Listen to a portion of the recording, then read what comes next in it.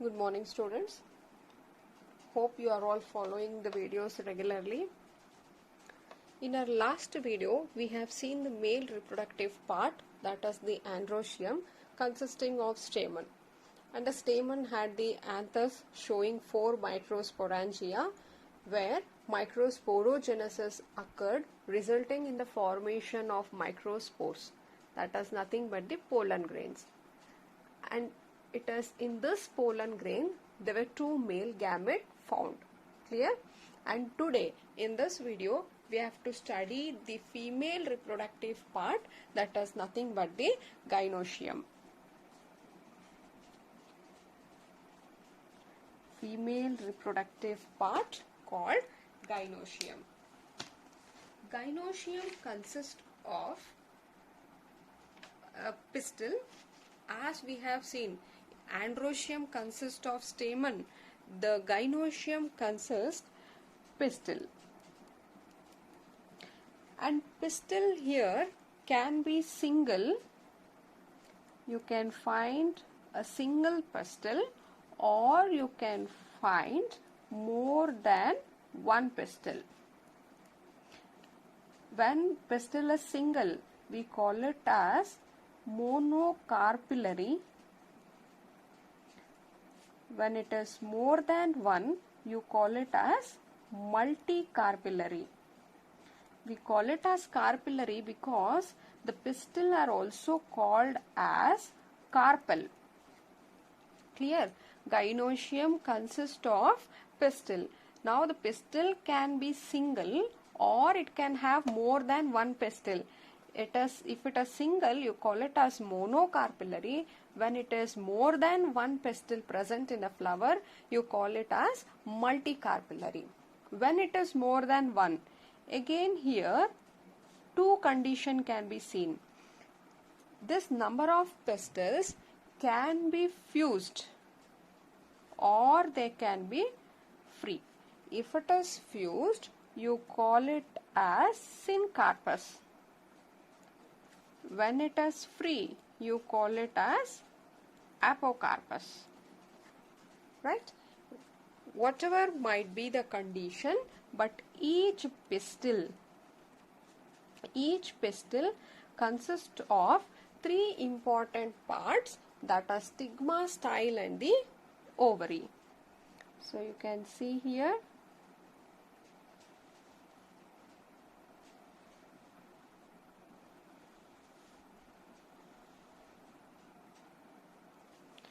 So this is a stigma,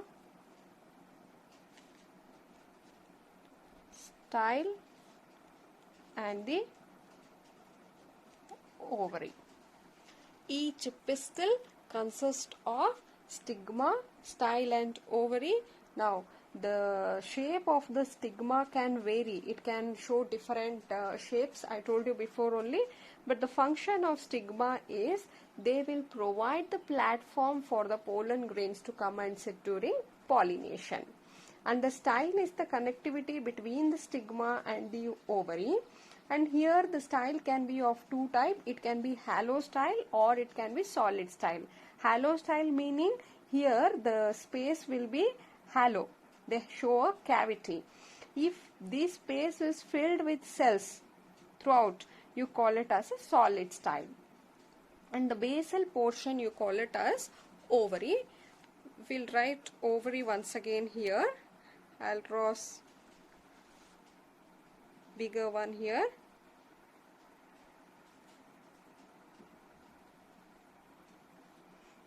So this is our ovary.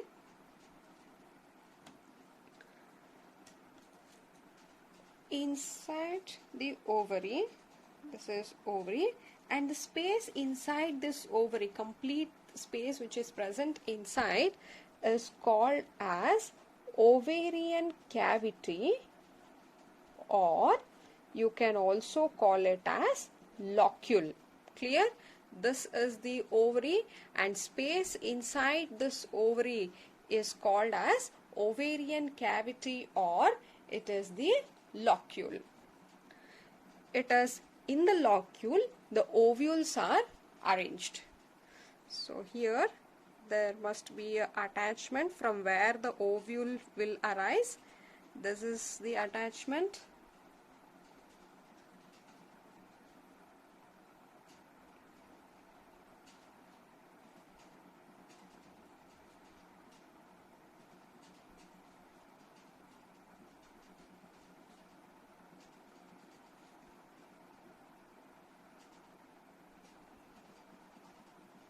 Clear? So this is our ovule. It is inside the ovary. Ovules are arranged. Inside the ovule you can find the embryo sac, and inside this embryo sac you can find 2 synergid cell and 1 egg, 2 polar nuclei and 3 antipodal cells. Clear? Now, what do you call the arrangement of the ovule inside the ovary? We have studied in class 11. We call that arrangement as placentation. Remember, arrangement of the ovule inside the ovary is called as placentation, and we have also seen different type of placentation. We have seen marginal placentation. So in case of marginal placentation, we have seen the ovules at the margin like this. You can see ovules arranged like this. See, ovule inside the ovary, there can be single ovule or it can have more than one ovule also. In this case, you can see there are so many ovules which are arranged on the marginal line. Hence, this type of arrangement you call it as marginal placentation. And second type, we have seen the axial placentation. In case of axial placentation, this is the ovary. Inside the ovary, the space was divided into 2 or 3, 4, 5, you call it as, if the entire space, if it is divided. See, I'll draw here. If this is a ovarian cavity, if it is divided into 2 space, you call it as bilocule, and it can be 3 like this. See, this is one locule, this is another locule, and this one is the third locule. So in this condition you call it as trilocule, and it can be divided into 4, you call it as tetralocule, and if it is divided into 5, you call it as pentalocule. Clear? And this is our bilocule condition, and this is monolocule. Now coming back here, see, now the entire space is divided into 3, and you can see the ovules are arranged at the center like this. The ovules were arranged at the center in case of axial. And in third type called parietal type of placentation, we can find the ovary this way, and here comes our ovule like this. Remember all this? So here, these are the ovules which are attached from the inner walls of the ovule. The ovules are developed from the inner wall of the ovary. And in the fourth case, we have seen free central type. In case of free central, it is similar to this one, but the similar to axial one. This is the arrangement. Here you can see ovules are present here, free at the center, but in this case also ovule was at the center, but this showed the septa, but in this case there is no septa, they are free at the center, hence you call it as free central. And in the fifth type we have seen basal type of placentation, where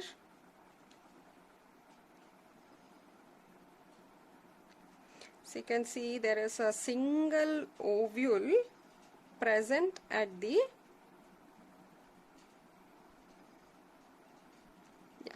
see here, this is our ovule. It is a single ovule which is present at the base of the ovary. Clear? The arrangement of ovule inside the ovary, you call it as placentation. So here are the 5 different types of placentation, and in each cases the arrangement of ovule is different. Clear? So now I think I didn't mention one more point here. If this is a ovary, there is this attachment from where the ovule start, and this attachment place we call it as placenta. Understood? We call it as placenta. Now let us see the structure of the ovule. Ovule is also called as megasporangia. There what we have studied is called microsporangia, which we had seen in the anther. Here the ovules are referred to as megasporangium. As I told you, the number of ovules present in the ovary might be single. Here you can see there is only a single ovule present, but in these cases you can see there are 1, 2, 3, 4, 5 ovules present in same ovary. Clear? Let us see the structure of microsporangium. Yes, this is the structure of megasporangium, or you can also call it as ovule. So here let's begin with the stalk. You call it as funicles. So this is a small attachment to the placenta. I told you in case of ovary here, if this is a ovary, there must be attachment that this is called placenta, and from here you can see the arising of the ovule, and this stalk you call it as funicle, and this is the one which is going to attach to the placenta. So this is called funicle. The body of the ovule is attached to the funicle by one more junction. You call it as the hilum. So hilum is a junction between the funicles, and this is a body of the ovule. Junction between the ovule and the funicle is called as hilum. And now each ovule is surrounded by 2 protective envelopes, and these envelopes, you can see here, this is a one and this is a second envelope which is covered. You call those envelopes as integuments. Integuments, there are 2 integuments. One is called the outer integument and one more is the inner integument. Clear? Outer integument and the inner integument. So integuments are the protective envelope of the ovule. And if you see this integument, the integument are not completely surrounded. Here at one end there is no integument covered, and this end we call it as, where there is no integument, you call that end as micropyle end, and the opposite end of this you call it as, where integuments are covered, or called as chaliceal end. Clear? Micropyle and opposite to micropylar end you call it as chalaza end. So chalaza end represent the basal part of the ovule. Clear? No need to by heart things. Just look at the diagram and give explanation. And now you can see inside the ovule there is the embryo sac present in the nucellus region. So all this space here, this are called as nucellus. This you call it as a nucellus region. Inside the nucellus region you can find the embryo sac, and inside the embryo sac we have our antipodal cells. These three are the antipodal cells, and at the center we have the polar nuclei. Here at the base we have two synergid cell and one egg present. Yes, I'll write this side here. These are called as antipodal cells. Clear? And this at the center we call it as polar nuclei, these two, and here we find our egg. Egg is the female gamete, and below you find the synergid cells. Find the synergid cell. So if they ask you for the structure of megasporangium, you need to write the diagram, and looking at the diagram, explain the points. That is, first point will always be regarding the finacle. You should say that this is the small structure attached to the placenta of locule with the stalk. You call it as finacle. And next point will be regarding the hilum. This is a junction between the finacle and the ovule body. And third point, talk about the integuments. I'll give all this in the notes. Clear? So this finacle is the attached to placenta of locule, and this is the junction between finacle and ovule body. And integuments, again there are two integuments, outer integument and inner integument. What is the function of this? These are the protective envelopes. Clear? Fourth point, talk about the ends. That is, at one end the integument is not fully covered, and that end you call it as micropyle end, and the opposite to that you will find the chalazal end. And in a fifth point, talk about the nucellus, and inside the nucellus you have the embryo sac. Clear? So this much.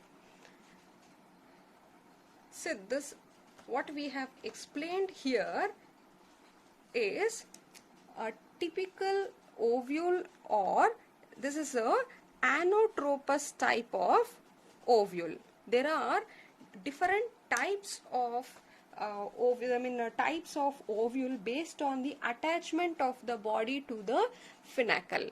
So if you want, I'll give you a brief points for that. This is not there in your NCERT book. So type of ovule, this is based on attachment of body to finacle. Yes. Let's see. First type, you call it as orthotropous. We call it as orthotropous. See here, this is the finacle.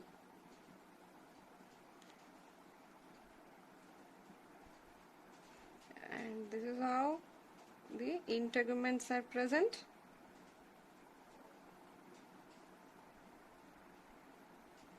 These are the integuments, and this is our embryo sac. Clear? See, if you can see here, this portion we called it as what? Finacle, and this end where integuments are not covered, we called it as micropyle end, and other end, opposite end, you called it as chalazal end. If you see here, the micropylar end, chalazal and fennacle all are in the straight line. It is called upright. Got? See, in this case it is different. Fennacle is different. Here comes the, okay, we'll discuss later, wait. Yeah. This type you call it as orthotropous. Clear? And we'll see second type, which is called as anotropous. In case of anotropous, you can see fennacle,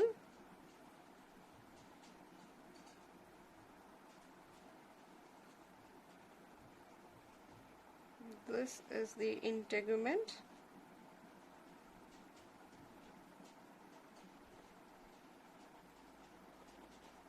see true label, this is our fennacle region, and this you call it as what, micropylar end, and here comes our chalaza end. This is somewhat like this. F is here, C and M. Clear? Here the chalaza and micropylar in a straight line. Here it is, micropylar is at the above, therefore it is upright, and this is called inverted type. Inverted. It is like this, and in this case it's somewhat like this. Clear? So you call it as anotropous, and this is most commonly seen in angiosperm, and this type of arrangement you can see in case of gymnosperms. So let us take up the third type, which is called as hemitropous. Hemitropous is a transfer type. This is a fennacle. You can see the integuments.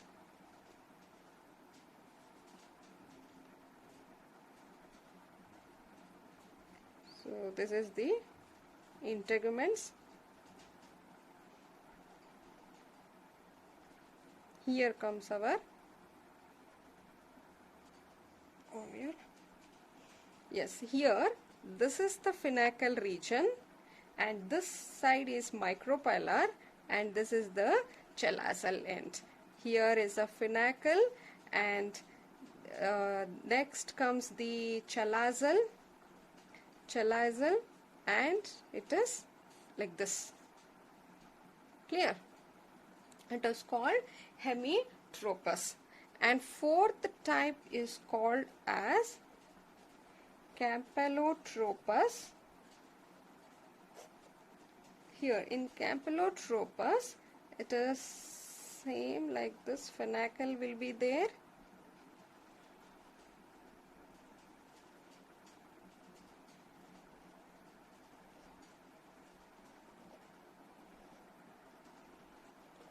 Here comes the fennacle, chalaza and micropylar.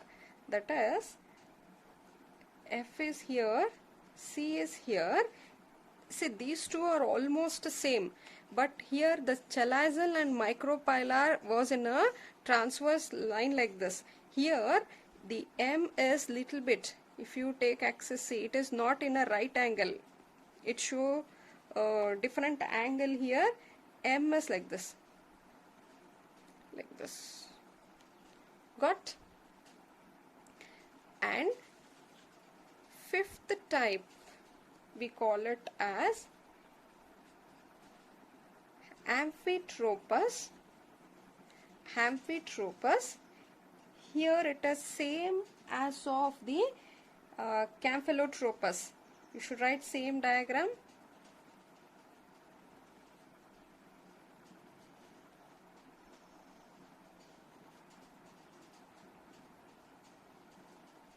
Please use pencil when writing diagram. Here comes our F, and this is a micropylar end, and this is our chalazal end. Only difference here is the embryo sac which I have written here. it takes a different shape in case of Amphitrophus. I should write this way, the embryo sac will be of different shape. Usually embryo sac, we have written this shape, but in this case it will take a horseshoe shape like this. The embryo sac is bended to form a horseshoe shape in case of Amphitrophus. And sixth type is called as Cercinotropus.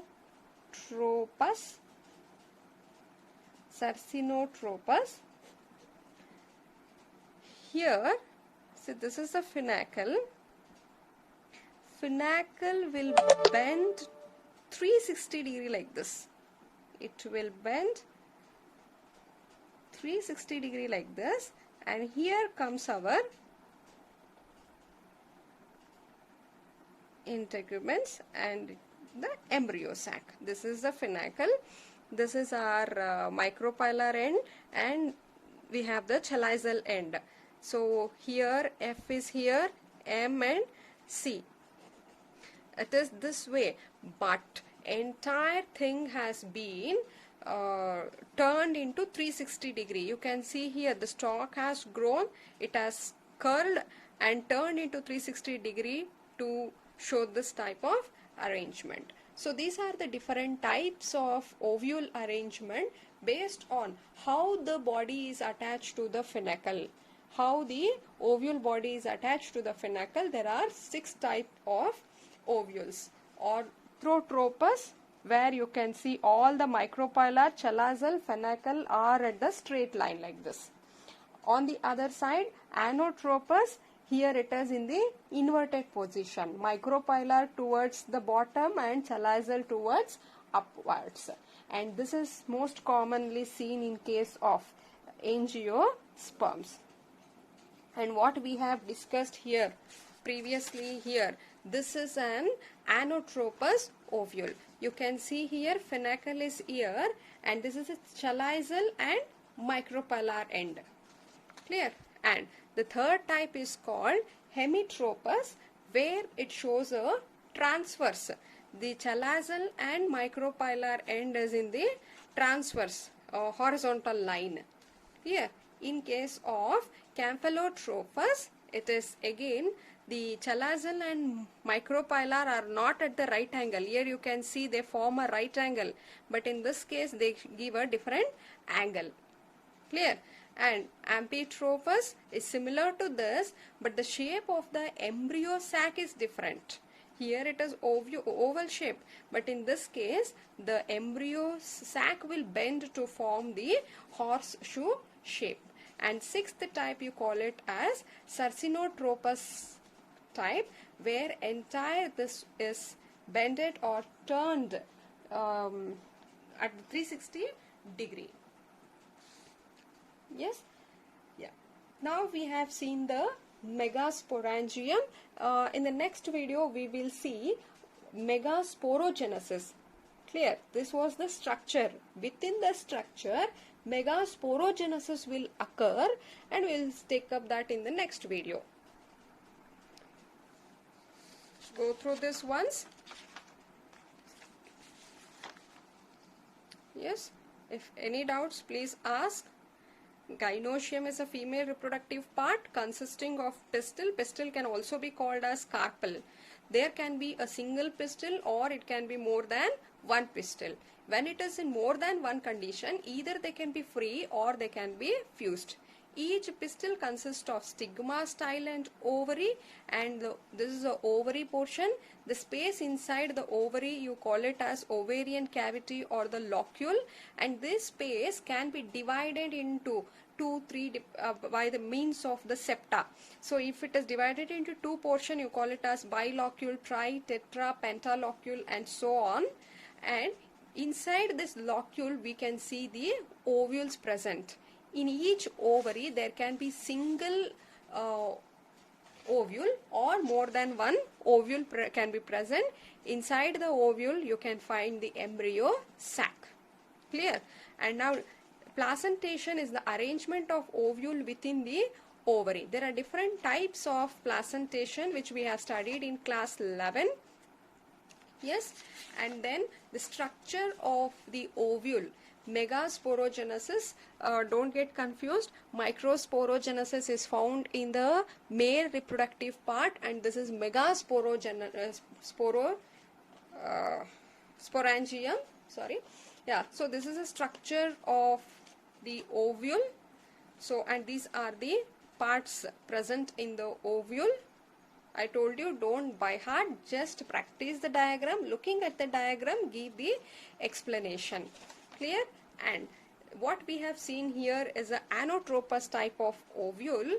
There are different types of ovule based on how the body of the ovule is attached to the finicle. So these are the different type which is not given in your NCERT book, but please practice this diagram. Clear? Thank you.